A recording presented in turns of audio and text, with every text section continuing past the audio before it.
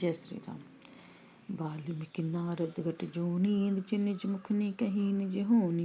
जलचर थलचर नभचर नाना, जड़ जड़ चेतन जीव जहाना। वाल्मीकि जी, नारद जी और अगस्त्य जी ने अपने अपने मुखों से अपनी होनी जीवन का वृतांत कही है।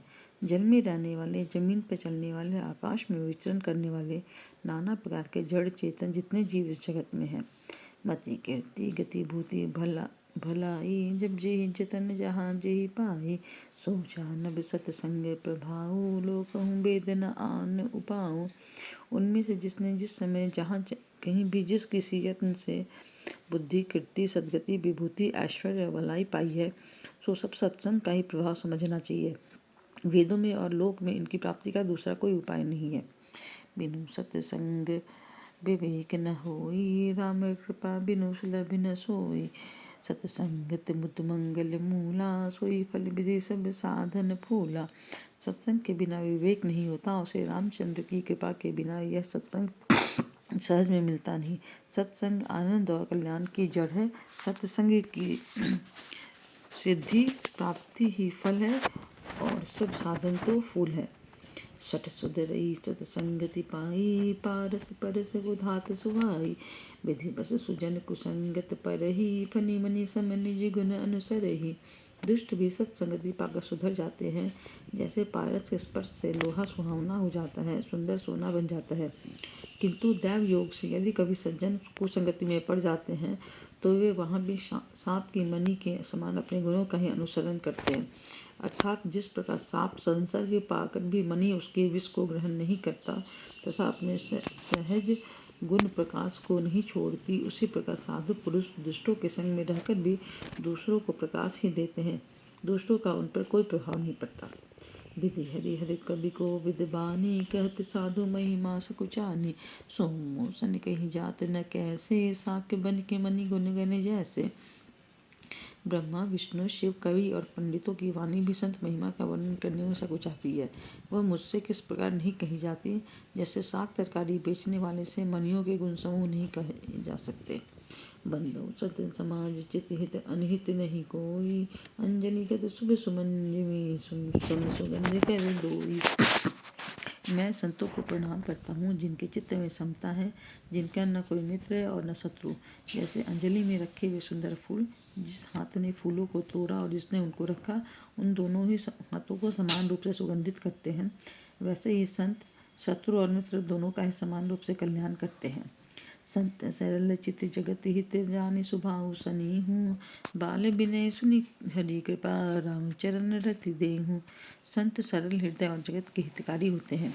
उनके ऐसे स्वभाव स्रोत को जानकर मैं विनय करता हूँ। मेरी इस बाल विनय को सुनकर कृपा करके श्री रामचंद्र जी के चरणों में मुझे प्रीति दे।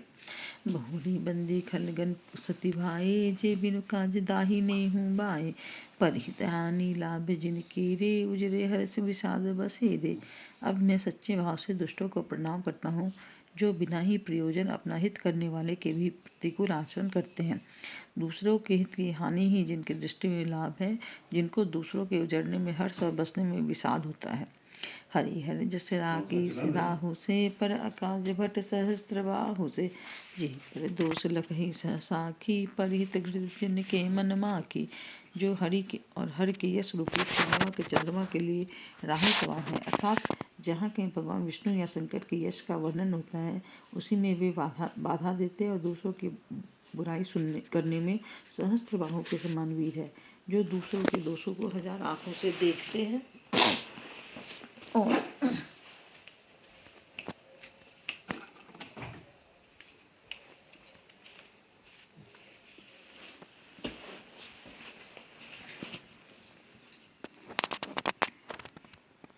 दूसरों के हित रूपी घी के लिए जिनका मन मक्खी के समान है, अर्थात जिस प्रकार मक्खी घी में गिरकर उसे खराब कर देती है, स्वयं भी मर जाती है, उसी प्रकार दुष्ट लोग दूसरों के बने बनाए काम को अपनी हानि करके भी बिगाड़ देते हैं।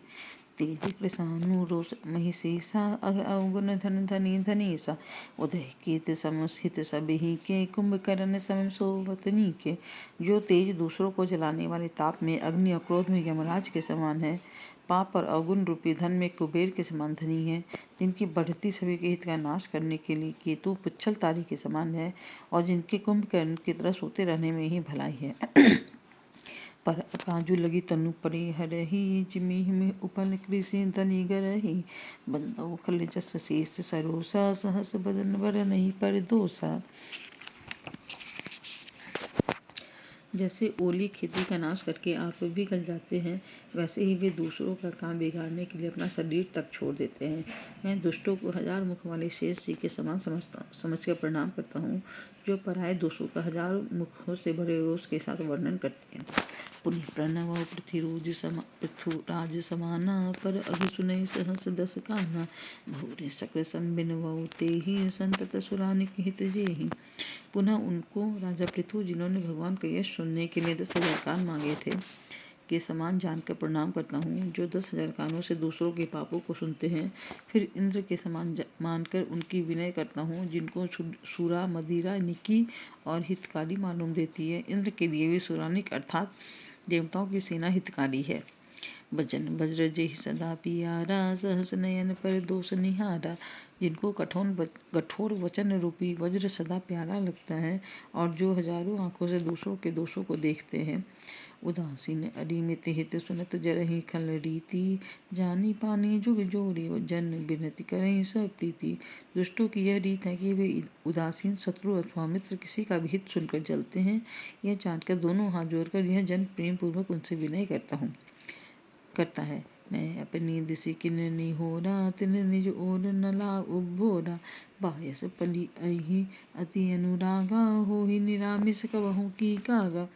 मैंने अपनी ओर से विनती की है, परंतु वे अपनी ओर से कभी नहीं चुकेंगे। कौवों को बड़े प्रेम से पालिए, परंतु वे क्या कभी मांस के त्यागी हो सकते हैं। बंदौ संत असंचन चरना, दुख प्रद उभय बीच कछु बरना। विशुरत एक प्राण हरि लेहि, मिलत एक दुख दारुण देहि। अब मैं संत और असंत दोनों के चरणों की वंदना करता हूँ। दोनों ही दुख देने वाले, परंतु उनमें कुछ अंतर कहा गया है। वह अंतर यह है कि एक संत तो बिछोते समय प्राण हर लेते हैं, और दूसरे असंत मिलते हैं तब दारुण दुख देते हैं। अर्थात संतों का बिछोड़ना मरने के समान दुखदायी होता है, और असंतों का मिलना। उपजहि एक संग जग माही, जलज जोक जिमि गुण बिल गाही। सुधा सुधा सम साधु असाधु, जनक एक जग जलधि अगाधु। दोनों संत और असंत जगत में एक साथ पैदा होते हैं, पर एक साथ पैदा होने वाले कमल और जोक की तरह उनके गुण अलग अलग होते हैं। कमल दर्शन और स्पर्श से सुख देता है, किंतु जोक शरीर का स्पर्श पाते ही रक्त चूसने लगती है। साधु अमृत के समान मृत्यु रूपी संसार से उबारने वाला, और असाधु मदिरा के समान मोह, प्रमाद और जड़ता उत्पन्न करने वाला है। दोनों को उत्पन्न करने वाला जगत रूपी अगाध समुद्र एक ही है। शास्त्रों में समुद्र मंथन से ही अमृत और मदिरा दोनों की उत्पत्ति बताई गई है। भल अन भल निज निज कर तूती, लहत सुजस अपलोक विभूति। सुधा सुधा कर सुर सरि साधु, गरल नल कलिमल सरि ब्याधु। गुण अवगुण जानत सब कोई, जो जही भाव निकट ही सोई। भले और बुरे अपनी अपनी करनी के अनुसार सुंदर यश और अपयश की संपत्ति पाते हैं। अमृत, चंद्रमा, गंगा जी और साधु एवं विष, अग्नि कलयुग के पापों की नदी अर्थात कर, नासा और हिंसा करने वाला व्याध। इनके गुण अवगुण सब कोई जानते हैं, किंतु जिसे जो भागता है उसे वही अच्छा लगता है। भलो भलाई पैलहि लहि नीचाई नीचू, सुधा सराहिय अमरता गरल सराहिय मीचू। भला भलाई ही ग्रहण करता और नीच नीचता को ही ग्रहण करता है। अमृत की सराहना अमर करने में होती है, विष की मारने में। खल अगुन साध गुण गाहा, उभय अपार उदधि अवगाहा। ते कछु गुण दोष बखाने, संग्रह त्याग न बिनु पहचाने। दुष्टों के पापों और अवगुणों की और साधुओं के गुणों की कथाएं दोनों ही अपार और अथाह समुद्र है।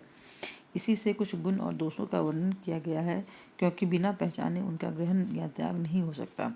भले पूज समय विधि उपजाए, गनि गुण दोष वेद बिल गाए। कहीं वेद इतिहास पुराना, विधि प्रपंच गुण अवगुण साना। भले बुरे सभी ब्रह्मा के पैदा किए हुए हैं, पर गुण और दोषों को विचार कर वेदों ने उनको अलग अलग कर दिया है। वेद, इतिहास और पुराण कहते हैं कि ब्रह्मा की यह सृष्टि गुण अवगुणों से सनी हुई है। सुख दुख पापे पुण्य दिन राति, साधु असाधु सुजाति कुजाति, दानव देव ऊंच अरु नीचो, अमियसु जीवनु माहुरु मीचो।